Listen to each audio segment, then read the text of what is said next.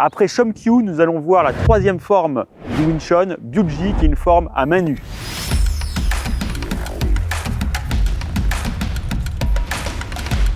Contrairement à Shomkyu qui est une forme défensive, Byuji c'est une forme offensive où toutes les défenses vont être des attaques. L'objectif c'est de détruire l'adversaire le plus rapidement possible.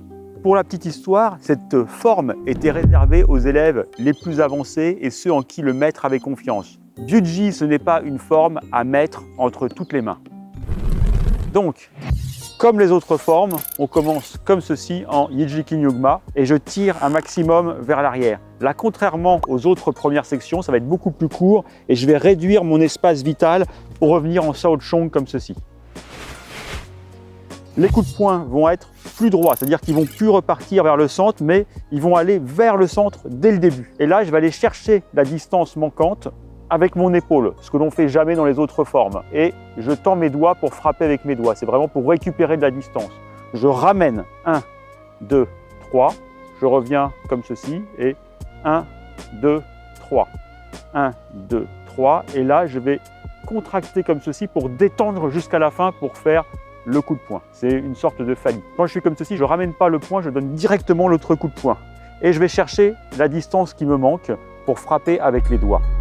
Je ramène 1, 2, 3, 1, 2, 3, 1, 2, 3. Là, je viens chercher, je contracte légèrement pour récupérer de l'énergie et je relâche. Et mon coup de poing part quand je relâche. Je vais venir faire mon coup de coude en passant au-dessus de la tête et en ramenant mon poing en même temps. 1, 2, 3. Je viens positionner mon bras au niveau du coude. Donc là, je vais avoir des triangles, vous voyez, qui se dessinent. Et je vais avancer en passant ma main, le dessus de ma main, sur mon bras. J'avance et je tranche. Et je ramène comme ceci. Je reviens au niveau des jambes. Je refais mes déplacements comme ceci, qui vont être très utiles, notamment pour empêcher qu'on m'amène à terre. Et je peux utiliser le talon, comme ceci, vous voyez, tac, pour amener l'adversaire au sol. J'ai déjà montré dans d'autres vidéos et dans certaines applications. Je recommence mes quad jam, donc mes coudes. Et on refait la même chose, mais de l'autre côté. Coude au centre, quad jam, coude au centre, coude au centre. Je viens positionner ma main sous mon coude et j'avance en tranchant comme ceci. Je ramène en Sao Chong. 1, 2, 3.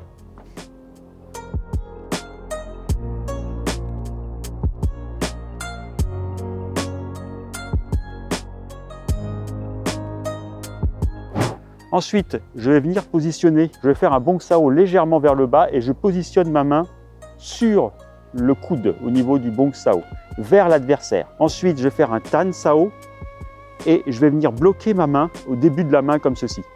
Et je vais contracter et je vais laisser partir mon bras vers le haut. Ensuite, je reviens et je laisse partir mon bras vers le bas. Et je me remets au centre. Je viens positionner le dos de ma main sur mon coude et je glisse le long du bras opposé et je reviens. Et je vais faire la même chose de l'autre côté. Je viens comme ceci, main vers l'adversaire. Tan Sao, quand je fais le Tan Sao, je viens bloquer ici. Et là, légère contraction. 1, 2, 3. Je reviens comme ceci.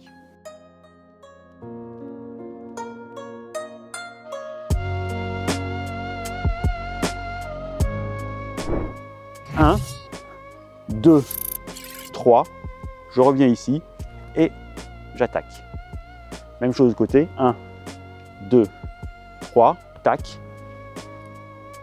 En fait, ce que tu dois noter quand tu reviens après avoir fait 1, 2, 3, c'est que c'est ce bras-là qui va déclencher le Tan Sao, comme ceci. Pareil de l'autre côté, 1, 2, 3, c'est ce bras-là qui déclenche le Tan Sao et ensuite j'attaque. Je te montre la suite. Je viens me mettre comme ceci. Les doigts vers l'adversaire. 2, 3. Gum Sao coup de poing. Je redonne un coup de poing. Je viens comme ceci. Ici. Et je frappe. Là, il faut que tes avant-bras soient vraiment détendus quand tu frappes comme ceci. Et je reviens. Même chose de l'autre côté. 1, 2, 3. Tac, Tac, je frappe. Là, ça, c'est une frappe sur les avant-bras. On imagine qu'on frappe comme ça sur les avant-bras. On revient ici, je frappe, détendu, boum, et je reviens. Je te remontre avec les couteaux. Donc, 1, 2, 3, boum. 1, 2, 3, tac. Ensuite, 1, 2, 3, tac, tac, tac. Même chose de l'autre côté, donc 1, 2, 3, boum, boum, boum, boum. Donc, section suivante, c'est mon bras droit qui va venir au niveau de mon épaule et l'autre qui part comme ceci. 2, 3. Et quand je suis ici, je ramène directement mon bras comme ci, comme ça, en jump sao. Je reviens. 1, 2, 3. Au centre. Tac, tac. Même chose de l'autre côté.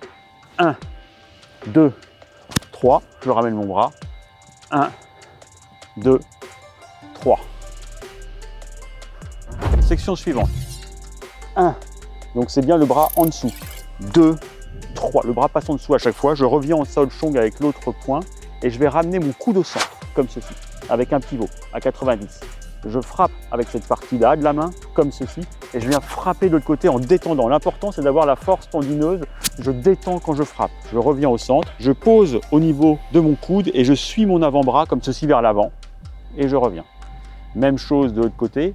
1, 2, 3. Je reviens au centre, je frappe de l'autre côté, je reviens au centre, et je reviens comme ceci. Ensuite, j'enchaîne sur l'autre section. Là, je vais attraper, faire comme si j'attrapais avec mes coudes, pas avec mes coudes, mais avec mes mains à 90 degrés, comme ceci. Tac, et il y a mon corps qui va légèrement vers l'arrière. Je pivote à 90, je reviens. Là, il y a un élan qui doit se faire, comme ceci, un peu comme un ressort, comme si ça revenait. Je vais frapper avec les doigts vers le sol. Je reviens comme ceci, et je fais la même chose de l'autre côté. Dernière section, je monte mes bras comme ceci, je viens chercher en bas et je remonte comme si je perdais mon équilibre et je me rattrapais comme ceci avec mes bras ensuite en Man Sao Wu Sao. Man Sao Wu Sao. Je refais la même chose. L'autre bras est devant et la dernière. Et je finis gauche, droite, gauche. Sao Chong. Je reviens comme ceci. Tac. Et avec Byu-Ji, il va falloir que tu changes complètement de paradigme. C'est-à-dire qu'il va falloir que tu développes une force tendineuse, que tu lâches complètement la force physique et que tu laisses tes bras partir un peu comme des fouets ou des lames. Tes bras et tes mains sont les prolongements comme s'il s'agissait d'armes. Et tu vas devoir taper dans toutes les positions et dans tous les angles. Puisque dans Byu-Ji, on va devoir à certains moments passer à côté d'une attaque pour aller chercher l'œil de l'adversaire ou le cou, ou des choses comme ça. Donc il va falloir que tu t'infiltres grâce à ces avant-bras qui vont représenter des lames, qu'il va falloir que tu t'infiltres dans la garde de l'adversaire, dans les attaques de l'adversaire pour aller frapper à ton tour. Je voulais tout de même te mettre en garde parce que on ne peut pas apprendre des formes en vidéo. Il faut absolument que tu demandes la validation de ton sifu car on a souvent l'impression de faire les bons gestes alors que nos gestes ne sont pas ce qui a été montré. Donc pense à demander à ton sifu la validation. Tu peux apprendre cette forme-là de cette manière-là. Ça va être un apprentissage purement chorégraphique. Il faudra ensuite que quelqu'un valide, te replace les mouvements où il faut et que tu retravailles pour perdre des fois des habitudes que tu as apprises qui ne seront pas les bonnes. Voilà, maintenant tu en connais plus sur la forme Byu-Ji, la troisième forme du Wing Chun. Si tu as aimé cette vidéo, like et partage. C'était Sifu Joanmo pour le Wing Chun Defense System.